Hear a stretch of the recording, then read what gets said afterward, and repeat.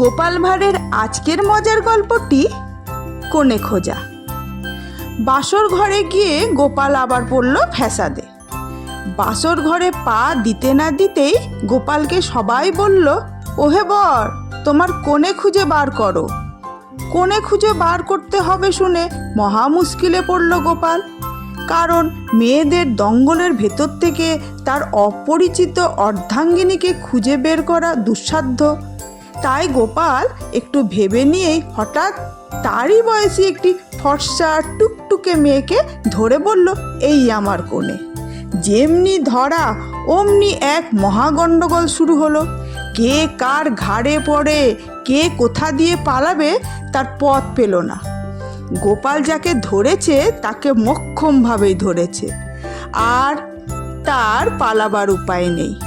তার হাত ধরে গোপাল বলল, তুমিই আমার কোণে, তোমাকে হলেই আমার ঘর চলবে, আমি আর অন্য কোণে চাই না।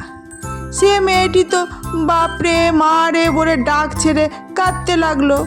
তখন গিন্নি বান্নি গোছে দু একজন কাছে এসে বলল, ও তোমার কোণে নয়, ওকে ছেড়ে দাও। গোপাল বলল, ছাড়বো কেন? খুঁজে নিতে বলেছে, আমি খুঁজেই একবার করেছি। এটি আমার বেশ মনের মতো কোণে হবে। তারপর সেই মেয়েটি শেষে হাতে পায়ে ধরে বলল, আচ্ছা আমাকে ছেড়ে দাও, আমি তোমার কোণে বার করে দিচ্ছি। তখন গোপাল তাকে ছেড়ে দিল এবং তারা তক্ষুনি নিজেরাই কোণে হাজির করলো।